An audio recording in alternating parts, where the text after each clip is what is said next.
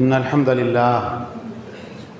لله نحمده ونستعينه ونستغفره ونعوذ بالله من شرور أنفسنا ومن سيئات أعمالنا من يهده الله فلا مضل له ومن يضلل فلا هادي له وأشهد أن لا إله إلا الله وحده لا شريك له وأشهد أن محمدا عبده ورسوله يا أيها الذين آمنوا اتقوا الله حق تقاته ولا تموتن إلا وأنتم مسلمون يا أيها الناس اتقوا ربكم الذي خلقكم من نفس واحدة وخلق منها زوجها وبث منهما رجالا كثيرا ونساء واتقوا الله الذي تساءلون به والأرحام إن الله كان عليكم رقيبا يا أيها الذين آمنوا اتقوا الله وقولوا قولا سديدا يصلح لكم أعمالكم ويغفر لكم ذنوبكم ومن يطع الله ورسوله فقد فاز فوزا عظيما أما بعد فإن خير الحديث كتاب الله وخير الهدي هدي محمد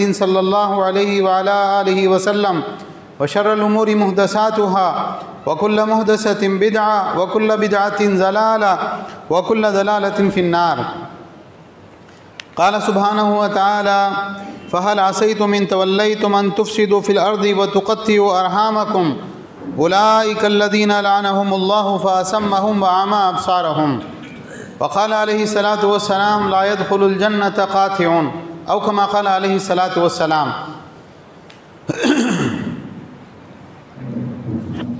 محترم حضرات، تمام تعریفیں، ہر طرح کی بڑائی، کبریائی، پاکیزگی اللہ رب العالمین حکم الحاکمین کے لیے لائق و زیبا ہے، جو سارے جہانوں کا بنانے والا اور پالنے والا ہے، بے حد مہربان، نہایت رحم کرنے والا ہے، روز جزا کا مالک ہے، ہر طرح کا نفع، نقصان، عزت، ذلت تنہا اسی کے ہاتھ میں ہیں۔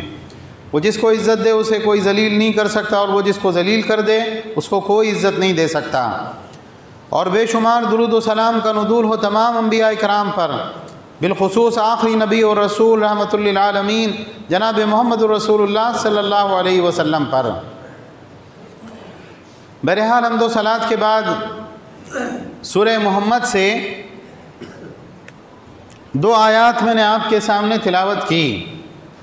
اللہ سبحانہ و تعالیٰ نے فرمایا فَهَلْ عَصَيْتُمْ إِن تَوَلَّيْتُمْ أَن تُفْسِدُوا فِي الْأَرْضِ وَتُقَطِّعُوا أَرْحَامَكُمْ، تم سے یہ بات بھی بعید نہیں ہے کہ اگر ہم تم کو زمین پر حکمراں بنائیں تو تم زمین میں فساد برپا کرو اور رشتے ناطے توڑ ڈالو۔ اللہ تعالیٰ نے فرمایا اولئک الذین لعنهم اللہ فاصمهم واعمی ابصارهم، کہ یہی لوگ ہیں جن کے اوپر اللہ نے لعنت کی ہے اور ان کو بہرا بھی کر دیا، اور اللہ سبحانہ و تعالیٰ نے ان کی آنکھوں سے ان کو اندھا بھی کر دیا۔ ان کی آنکھیں حق بات دیکھنے سے اور کان حق بات سننے سے محروم ہو گئے، اللہ کی لعنت کے وہ مستحق قرار پائے۔ کیوں؟ اس لیے کہ وہ زمین میں فساد مچانے والے اور رشتے ناطے توڑنے والے لوگ ہیں۔ اسلام میں رشتہ داری کی بڑی اہمیت ہے۔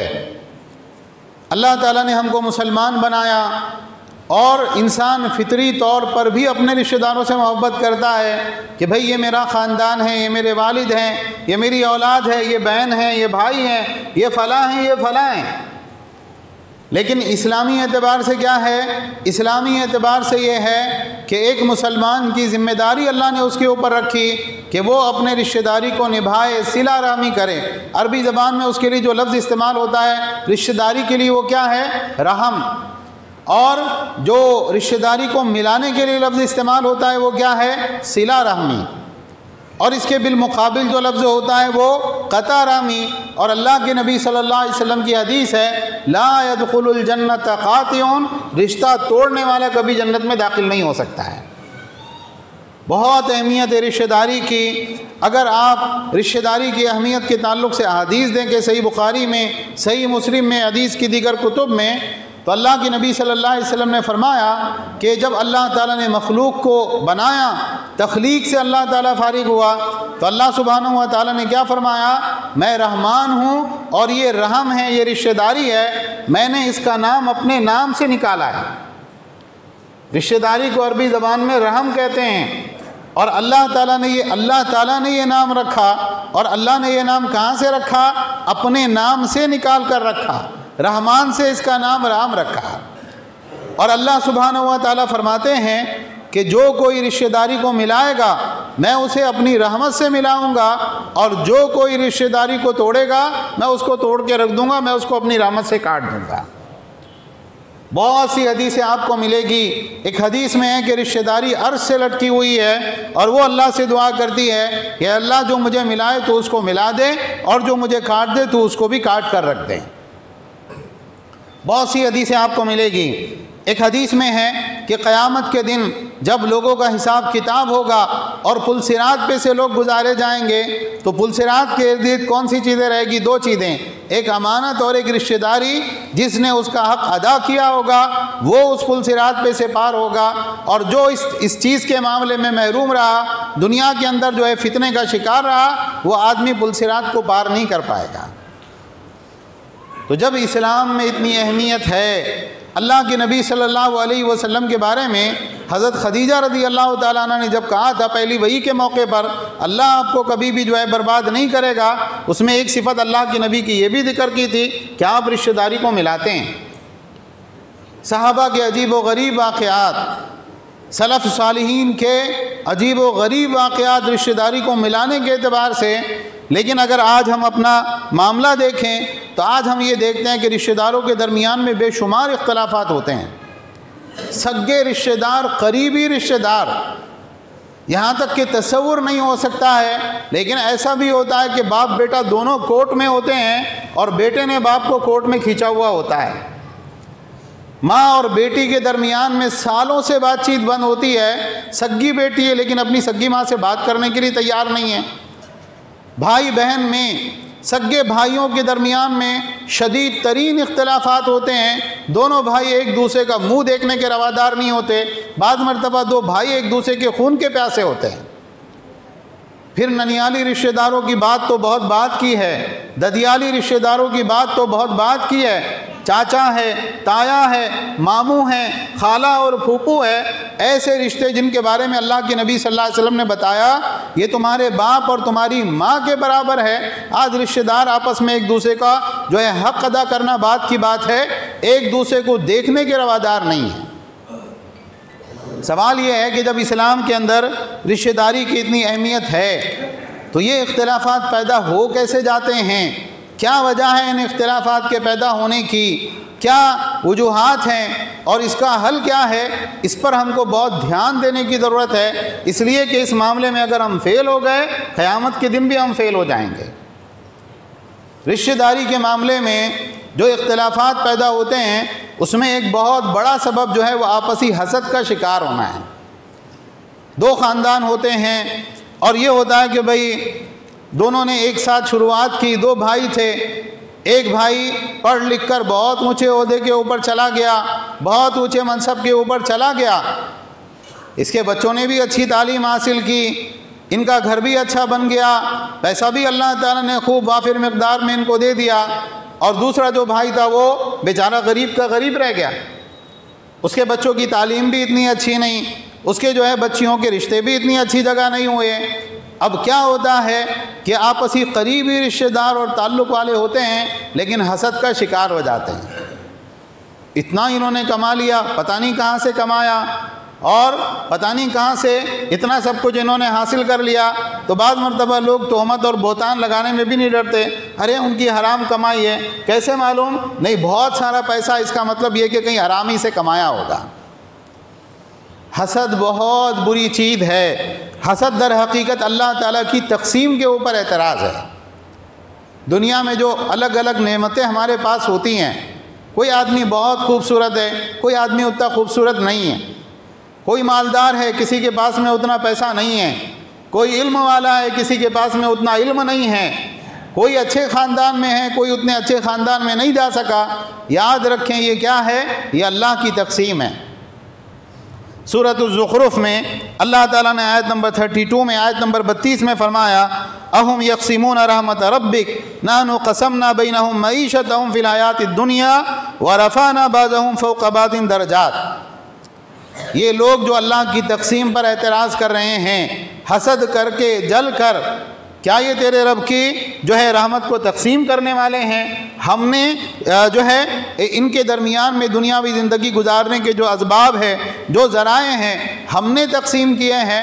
وَرَفَعْنَا بَعْضَهُمْ فَوْقَ بَعْضٍ دَرَجَاتٍ، اور ہم نے بعض کو بعض پر ایک درجہ فضیلت دی ہے۔ اس میں اعتراض کرنے والی بات کون سی ہے؟ ہر کسی کے پاس میں جو ہوتا ہے نا وہ اللہ کا دیا ہوا ہوتا ہے۔ جب آپ یہ کہتے ہیں اس کے پاس میں یہ چیز نہیں ہونا چاہیے، اس کا مطلب کیا ہے؟ آپ کو اللہ کی تقسیم کے اوپر اعتراض ہے۔ دوسری بات آپ دیکھیں، اللہ کے نبی صلی اللہ علیہ وسلم کی حدیث ہے، لا يزال الناس بخیر ما لم يتحاسدوا، لوگ برابر خیر کے اوپر باقی رہیں گے جب تک وہ آپس میں ایک دوسرے سے حسد نہ کرنے لگیں۔ جب تک انسان خیر اور بھلائی کے اوپر رہتا ہے، جب تک اس کے دل میں حسد پیدا نہیں ہو جاتا، جب اس کے دل میں حسد پیدا ہو جاتا ہے، اس کے بعد میں کیا ہوتا ہے؟ وہ خیر اور بھلائی اللہ تعالیٰ کی طرف سے اس سے چھین لی جاتی ہے۔ ایک انسان دنیا میں اللہ نے لوگوں کو الگ الگ نعمتوں سے نوازا ہے۔ اگر آپ لوگوں کے احوال پر غور کریں تو آپ یہ دیکھیں گے کہ ایک انسان کو اللہ نے بہت پیسہ دے دیا لیکن صحت اللہ نے اس کو نہیں دی، وہ دنیا میں مختلف بیماریوں کا شکار ہے، پریشان ہے۔ ایک انسان کو اللہ سبحانہ و تعالیٰ نے خوبصورتی سے نوازا اور ایک انسان کو اللہ نے خوبصورتی نہیں دی، مالی فراوانی سے اللہ نے اس کو نواز دیا۔ اب بہت سی مرتبہ یہ ہوتا ہے کہ کسی کی ایک نعمت کو دیکھ کر انسان اس سے حسد کر رہا ہوتا ہے کہ فلاں کے پاس یہ کیوں ہے، اس سے اچھی نعمت، دوسری نعمت اس کے پاس میں ہوتی ہے، لیکن اس کو اپنی نعمت کی قدر نہیں ہوتی۔ کیوں؟ اس لیے کہ اس کی نگاہیں سامنے اس آدمی کی نعمت کو دیکھ رہی ہوتی ہیں۔ تو وہ اللہ تعالیٰ کی طرف سے جو نعمتیں، جو انعامات، جو احسانات اللہ تعالیٰ کے ہیں، اس کو بھول جاتا ہے، نہ وہ ان نعمتوں سے کوئی فائدہ اٹھا پاتا ہے، نہ وہ خیر اس کے پاس میں ہوتی ہے۔ اسی لیے اللہ کے نبی صلی اللہ علیہ وسلم کیا فرما رہے؟ لا يزال الناس بخیر ما لم يتحاسدوا، لوگ خیر پر رہیں گے کب تک؟ جب تک وہ آپس میں ایک دوسرے سے حسد نہ کرنے لگیں۔ قرآن کو اٹھا کے آپ دیکھیے، دنیا کی بالکل ابتدا میں، بالکل دنیا شروع ہو رہی ہے، آدم علیہ السلام کے دو بیٹے ہیں۔ ایک بیٹا اللہ کے نام پہ قربانی دیتا ہے، اللہ اس کی قربانی کو قبول کر لیتا ہے، اور ایک بیٹا اللہ کے نام پر قربانی دیتا ہے، اللہ اس کی قربانی قبول نہیں کرتا ہے۔ اس کو حسد اس کس وجہ سے ہوا؟ اللہ نے تیری قربانی قبول کیا، میری قربانی قبول نہیں کیا، لَأَقْتُلَنَّكَ، میں ضرور تجھ کو جان سے مار دوں گا۔ حالانکہ قبول کرنے والا کون؟ اللہ سبحانہ و تعالیٰ۔ لیکن نہیں، تمہاری قربانی قبول ہوئی، میری قربانی قبول نہیں ہوئی، اس کا مطلب یہ ہے کہ تو اچھا ہے اور میں برا ہوں، تو میں تجھ کو اب جان ہی سے مار دوں گا، ختم کر دوں گا۔ حضرت یوسف علیہ السلام کا جو واقعہ ہے، جس کو اللہ نے قرآن میں احسن القصص قرار دیا، سارے واقعات کے اندر سے بہترین واقعہ، سگے بھائی بالکل، اور وہ کس طرح سے حسد کے اندر جو ہے باولے ہوئے کہ انہوں نے یوسف علیہ السلام کو سگے باپ سے جدا کیا، اور یہ جدائی کتنی لمبی چلی کہ باپ رو رو کر نابینا ہو گیا، اندھا ہو گیا، لیکن یہ بھائیوں جو ہے، ان بھائیوں کا دل ویسا ہی رہا۔ تو یہ بات یاد رکھیے کہ حسد کی بنیاد پر انسان کسی کے اوپر جادو کرتا ہے، حسد کی بنیاد پر انسان کسی کو قتل کر دیتا ہے، حسد کی بنیاد پر انسان اپنے سگے بھائی کے ساتھ برا جو ہے اس کا برتاؤ ہوتا ہے۔ حسد سے اللہ اور اس کے رسول نے بہت منع کیا ہے، حسد سے دور رہیے۔ تو اللہ نے حسد سے منع کیا۔ اسی طرح سے ایک چیز جس کی وجہ سے رشتہ داریاں خراب ہوتی ہے، وہ کیا ہے؟ چغلی کرنا، نمیمہ۔ چغلی کرنا کیا ہوتا ہے؟ کچھ لوگ جمع ہیں، کسی نے کسی کے بارے میں بات کی، بھائی فلاں انسان کے اندر یہ عیب ہے، یہ برائی ہے، اب اس نے ہاں ہاں ہاں ہاں کر کے سنا، اور اس کے بعد ساری گفتگو جا کر اس آدمی کو سنا دیا جس آدمی کے بارے میں بات ہو رہی تھی۔ اللہ کے نبی صلی اللہ علیہ وسلم نے ایسے آدمی کے بارے میں کیا کہا؟ لا يدخل الجنت نمام، جو چغلی کرنے کا عادی ہے، جو دنیا میں چغلیاں کرتا ہے، وہ آدمی جنت میں نہیں جا سکے گا۔ بہت مشہور و معروف واقعہ ہے، اللہ کے نبی صلی اللہ علیہ وسلم قبرستان میں سے گزر رہے تھے، اور آپ نے کہا، اونٹنی آپ کی بدکنے لگی، آپ نے کہا ان قبر والوں کو عذاب ہو رہا ہے۔ آپ نے کہا کوئی بڑی چیز نہیں ہے، پھر آپ نے فرمایا نہیں بہت بڑی چیز ہے۔ پہلے آپ نے نفی کی، اس کے بعد میں کہا کہ نہیں بڑی چیز ہے۔ کیا معنی ہے؟ معنی یہ ہے کہ اگر یہ بچنا چاہتے تو اس سے بچنا ان کے لیے کوئی بہت بھاری اور دشوار نہیں تھا، اور بہت بڑی چیز ہے، مطلب یہ بہت بڑا گناہ ہے اللہ کے نزدیک، اس وجہ سے ان کو قبر کے اندر عذاب ہو رہا ہے۔ ایک آدمی کے بارے میں اللہ کے نبی صلی اللہ علیہ وسلم نے کیا فرمایا؟ پیشاب سے بچتا نہیں تھا۔ آج یہ جو پینٹ پہننے کے شوقین ہیں نا، ایسا لگتا پینٹ پہننا اسلام کے اندر فرض عین ہے، ایک دم فٹنگ والی پینٹ پہنیں گے، اس کے بعد کھڑے ہو کے پیشاب کریں گے، کیوں؟ صاحب وہ بیٹھنے آتا ہی نہیں ہے، پینٹ ہی اتنی فٹ ہے۔ ایک آدمی پیشاب سے بچتا نہیں تھا، پیشاب کے چھینٹوں سے، پیشاب کے قطرے سے قبر میں اس کو عذاب ہو رہا ہے، آگ اس کی قبر میں جلا دی گئی ہے۔ اور ایک انسان کے بارے میں اللہ کے نبی صلی اللہ علیہ وسلم نے کیا فرمایا؟ اما احدہما فکان یمشی بین الناس بالنمیمہ، ان میں سے ایک کیا کرتا تھا؟ لوگوں کے درمیان چل پھر کر لوگوں کی چغلیاں کیا کرتا تھا۔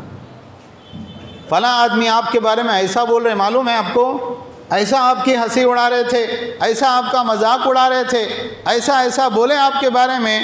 اب وہ اتنا محبت کرنے والا قریبی رشتہ دار، اس نے کیا کیا؟ اس کو اپنے سگے بھائی سے بدظن کر دیا، ماموں سے بدظن کر دیا، چاچا سے بدظن کر دیا، خالہ سے بدگمان کر دیا، بالکل قریبی رشتہ داروں کے اندر اس نے درار ڈال دی۔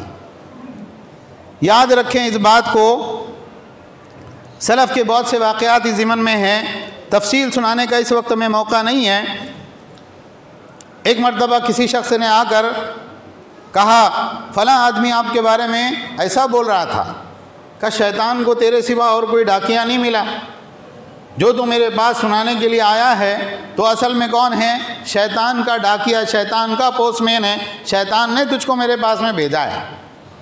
اسی طرح سے ایک نے آ کے اور کہا بھئی فلاں آدمی آپ کے بارے میں ایسی بات کہہ رہا تھا۔ انہوں نے کہا اللہ کے بندے، اس نے تو ہوا میں پتھر چلایا تھا، تو نے وہ پتھر وہاں سے اٹھا کر لایا اور میرے منہ پر مار دیا۔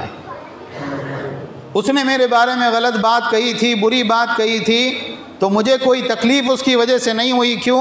مجھے نہیں معلوم تھا، لیکن آپ نے آ کے سنائے وہ آپ کے بارے میں ایسا بول رہا تھا، اب میرے دل کو تکلیف ہوئی کہ اچھا فلاں میرے بارے میں ایسی بات کہہ سکتا ہے۔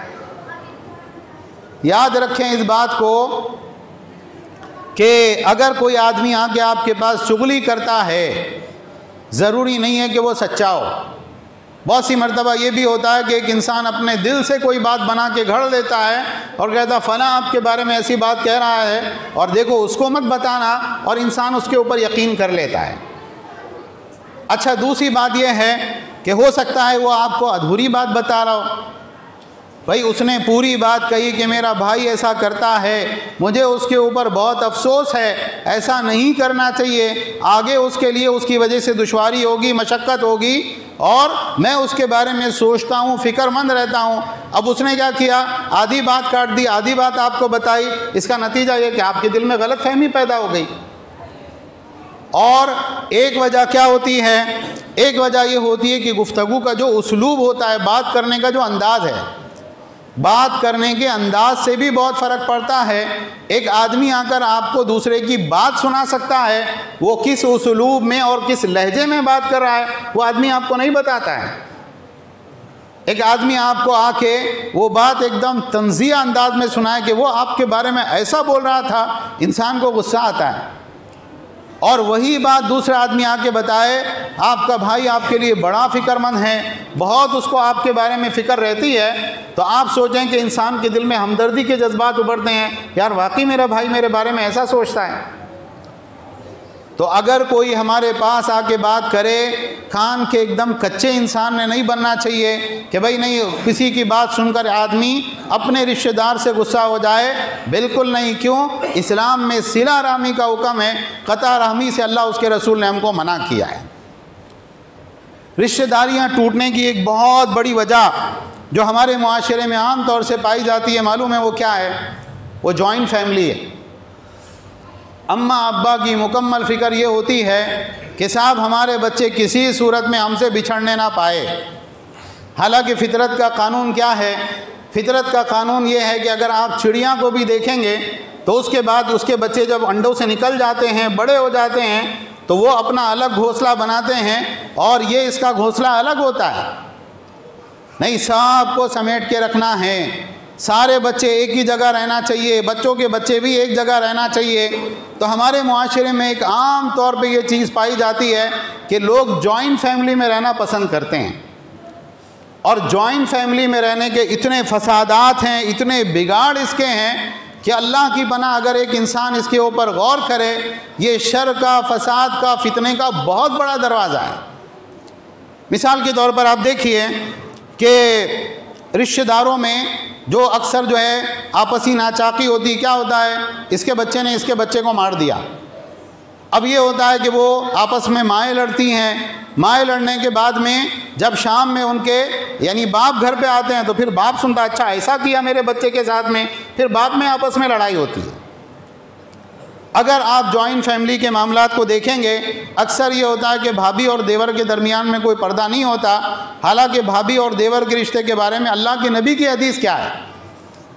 اللہ کے نبی صلی اللہ علیہ وسلم نے فرمایا، ایاکم والدخول علی النساء، عورتوں کے پاس اکیلے جانے سے بچو، کہ ایک کمرے کے اندر ایک نامحرم عورت ہو اور نامحرم مرد ہو، ایک گھر کے اندر اکیلے موجود ہوں۔ تو صحابہ نے کہا، اللہ کے نبی، شوہر کے رشتہ دار کے بارے میں کیا معاملہ ہے؟ دیور کے بارے میں، جیٹھ کے بارے میں، شوہر کے رشتہ دار کے بارے میں؟ آپ نے کہا الحم و الموت، شوہر کا جو رشتہ دار ہے، چاہے وہ چھوٹا بھائی ہو چاہے بڑا بھائی ہو، آپ نے کہا وہ تو موت ہے۔ تو پردہ نہیں ہوتا، کزنز کے درمیان میں آپس میں بالکل پردے کا اہتمام نہیں ہوتا، بہن بھائی ہے، یہ سب آپس میں حالانکہ وہ ایک دوسرے کے لیے نامحرم ہوتے ہیں۔ اچھا، پھر اس کے بعد میں کیا ہوتا ہے؟ بعد میں یہ ہوتا ہے کہ بچوں کے رشتے بھی، اماں نے ہمارے بول کے گئے تھے کہ بھئی یہ فلاں کی بچی فلاں کو دینا، ابا نے مرتے مرتے وصیت کیے تھے کہ فلاں کی بچی فلاں کو دینا، ابا مر کے قبر کے اندر پہنچ گئے، اب اس کے بعد میں بچوں کو زندہ قبر میں ڈالنے سے پرہیز کیجیے۔ اگر جو اسلام کے اندر لڑکی کے رشتے کے بارے میں یہ جو حدیث ہے کہ لڑکی کا نکاح اس کے ولی کی اجازت کے بغیر نہیں ہوتا، کیوں؟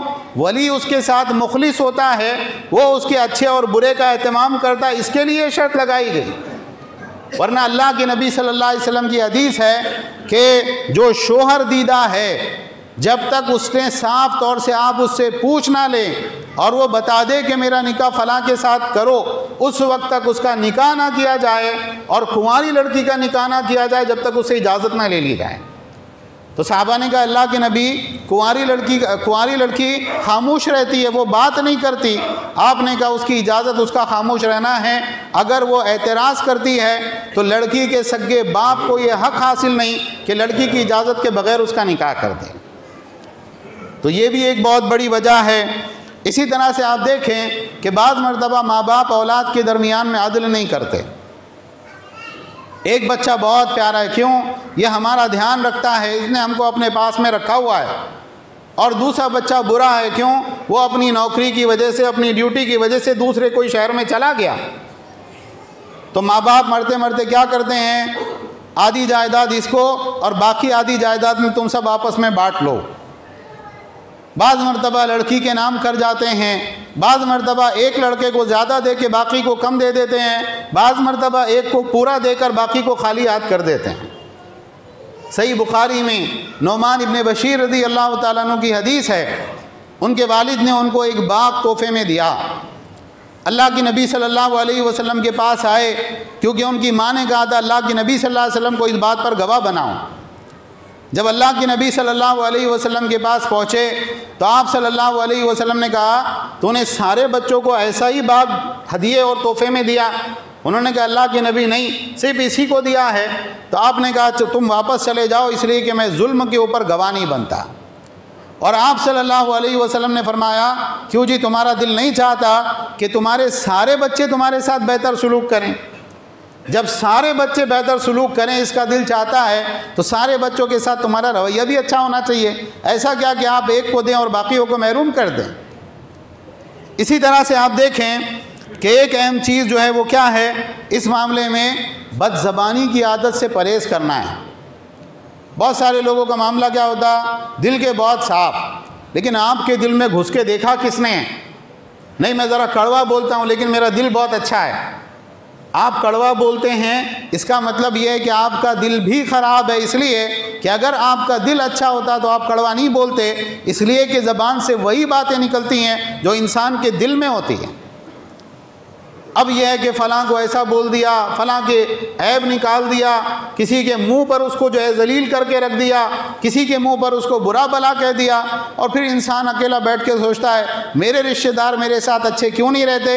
آپ کے رشتہ دار آپ کے ساتھ اچھے اس لیے نہیں رہتے ہیں کیونکہ آپ کی زبان اچھی نہیں ہے. اللہ تعالیٰ نے قرآن کریم میں فرمایا قُلْ لِعِبَادِي يَقُولُ الَّتِي هِيَ أَحْسَنُ، آپ میرے بندوں سے کہہ دیجئے کہ وہ ہمیشہ اپنی زبان سے بہتر باتیں نکالے، اس لیے کہ شیطان تمہارے درمیان میں لڑائی ڈالنا چاہتا ہے. تو بہرحال یہ کچھ اسباب ہیں جس کی وجہ سے رشتہ داریاں ٹوٹتی ہیں، رشتہ داریاں ختم ہوتی ہیں. یاد رکھیں اس بات کو کہ اسلام میں رشتہ داری کی اہمیت کتنی زیادہ ہے. مدینہ میں ایک مرتبہ حضرت عبداللہ ابن عمر رضی اللہ تعالیٰ عنہ اپنے گدھے پر سوار ہو کر چلے جا رہے ہیں. اس زمانے میں گدھے پہ عام طور سے سواری ہوتی تھی. اللہ کے نبی صلی اللہ علیہ وسلم کے پاس میں بھی ایک گدھا تھا، تو وہ اپنے گدھے کے اوپر سوار ہو کے جا رہے ہیں. ادھر سے ایک آدمی آ رہا ہے تو انہوں نے اس کا نام پوچھا، اس سے بات چیت کی، اور اس کے بعد اپنے سر کا امامہ بھی اس کے اوپر رکھ دیا، اس کے سر پہ رکھ دیا، اور اپنا گدھا بھی اس کو دے دیا کہ بھائی اس پر بیٹھ کے جاؤ، کہاں پیدل چلے جا رہے ہو؟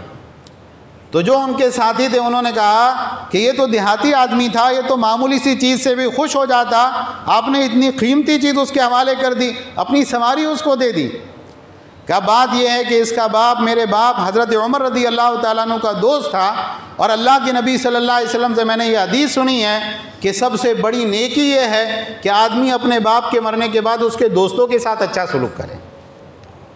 تو باپ کے دوستوں کے ساتھ اچھا سلوک کرنے کی نصیحت جس دین میں ہے، باپ کے رشتہ داروں کے ساتھ اس نے سلوک کی، کتنی طاقت اس دین کے اندر ہوگی. آج ہمارا معاملہ کیا ہوتا ہے؟ فلاں کے ساتھ ہم تعلق رکھیں گے، فلاں کے ساتھ نہیں. کیوں؟ اس لیے کہ فلاں بھی ہم سے اچھا تعلق رکھتا ہے، فلاں ہم سے تعلق نہیں رکھتا تو ہم بھی اس کے ساتھ تعلق نہیں رکھتے. اللہ کے نبی صلی اللہ علیہ وسلم نے فرمایا لیس الواصل بالمکافی ولکن الواصل الذی قطعت رحمہ وصلہ، کہ رشتہ ملانے والا وہ نہیں ہوتا ہے جو برابر سرابر بدلے میں رشتہ ملاتا ہے. رشتہ ملانے والا در حقیقت وہ ہے جو اس سے رشتہ توڑے وہ اس سے جا کے رشتہ ملائے. یہ ہمارا معاملہ ہونا چاہیے. اللہ کے نبی صلی اللہ علیہ وسلم کی حدیث ہے من کان یؤمن باللہ والیوم الآخر فلیصل رحمہ، جو اللہ اور یوم آخرت پر ایمان رکھتا ہے اس کو چاہیے کہ اپنے رشتہ داریاں قائم رکھے. اور ایک حدیث میں آپ صلی اللہ علیہ وسلم نے فرمایا کہ جو کوئی اس بات کو پسند کرتا ہے کہ اللہ اس کے رزق میں برکت دے اور اس کے نشانات قدم دیر تک زمین پہ رہیں، اس کی عمر لمبی ہو، اس کو چاہیے کہ اپنے رشتہ داروں کے ساتھ اچھا سلوک کریں. دیکھیے رشتہ داری نبھانا بہت بڑی بات ہے. رشتہ داریاں الگ الگ جو ہے اس کے درجات ہوتے ہیں. سب سے قریبی رشتہ ماں باپ ہیں. ماں باپ سے زیادہ حق انسان کے اوپر اور کسی کا نہیں. سگے بہن بھائی اس کے بعد میں آتے ہیں، اس کے بعد میں درجہ بدرجہ دوسرے رشتہ دار ہوتے ہیں. اللہ کے نبی صلی اللہ علیہ وسلم نے چچا کے بارے میں کہا العم سن و ابیہ، چچا باپ کے برابر ہوتا ہے، باپ کے درجے میں ہوتا ہے. اور خالہ کے بارے میں اللہ کے نبی صلی اللہ علیہ وسلم نے فرمایا الخالۃ بمنزلۃ الام، خالہ ماں کے درجے میں ہوتی ہے. جیسے سگی ماں کا احترام ویسے سگی خالہ کا احترام، جیسے سگے باپ کا احترام ویسے ہی سگے چچا اور تایا کا احترام ہمارے یہاں ہونا چاہیے. اور دادا تو باپ کا باپ ہوتا ہے. نانی ماں کی ماں ہوتی ہے، وہ در حقیقت ماں ہے اور یہ در حقیقت باپ ہے. تو بہت ضروری ہے کہ ہم اپنا جائزہ لیں کہ ہم سے کیا کوتاہیاں ہو رہی ہیں. رشتہ داروں کے ساتھ ملیں، جو لوگ دور رہتے ہیں ان کو فون کال کرنے کا اہتمام کریں، وقتاً فوقتاً اچھے میسیج ان کو بھیجیں، اور کبھی نہ کبھی جا کے ان سے ملاقات کریں. رشتہ داروں کی خوشیوں میں شریک ہوں جب تک اللہ اس کے رسول کے حکم کے مطابق وہ اپنی خوشیاں منائیں. ان کے غموں میں ان کا ساتھ دیں. اللہ نے مالی اعتبار سے آپ کو نوازا ہے، رشتہ داروں کے اوپر اپنا مال خرچ کریں. یہ سارے حکم اللہ نے ہم کو قرآن میں دیے ہیں. اللہ تعالی ہم سب کو کہنے سننے سے زیادہ عمل کی توفیق عطا فرمائیں. ساری دنیا کے اندر جہاں جہاں مسلمان پریشان حال ہے اللہ ان کی پریشانیوں کو دور فرما۔ اللہ فلسطین کے مسلمانوں کی مدد فرما، غزہ کے مسلمانوں کی مدد فرما، ساری دنیا کے اندر جہاں مسلمان ستائے جا رہے ہیں اللہ تو ان کے لیے کافی ہو جا۔ اللہ یہود پر اپنا عذاب نازل فرما، کافر اقوام پر اپنا عذاب نازل فرما۔ اللہ اسلام اور مسلمانوں کو عزت اور غلبہ عطا فرما، کفر اور کافروں کو ذلیل اور رسوا فرما۔ اللہ ہم سب کو اچھے کام کرنے کی توفیق عطا فرما، 5 وقتہ نمازوں کی پابندی کی توفیق نصیب فرما، حرمین شریفین کی زیارت نصیب فرما، حج اور عمرے کی سعادت نصیب فرما۔ اللہ جو مسلمان بے نکاح ہیں ان کو مناسب جوڑا عطا فرما، جو بے اولاد ہیں اللہ ان کو نیک صالح اولاد عطا فرما، جو بے روزگار ہیں اللہ ان کو حلال طیب روزگار عطا فرما، جو بیمار ہیں اللہ ان کو شفائے کاملہ عاجلہ مستمرہ عطا فرما، ان کے متعلقین کی پریشانیوں کو اللہ دور فرما۔ اللہ جو ان کے حق میں بہتر ہو تو ان کے ساتھ وہ معاملہ فرما۔ جب تک زندہ رکھ اسلام اور ایمان پر زندہ رکھ، اور اسلام اور ایمان ہی کی حالت میں ہم کو وفات عطا فرما۔ آمین وآخر دعوانا ان الحمد للہ رب العالمین۔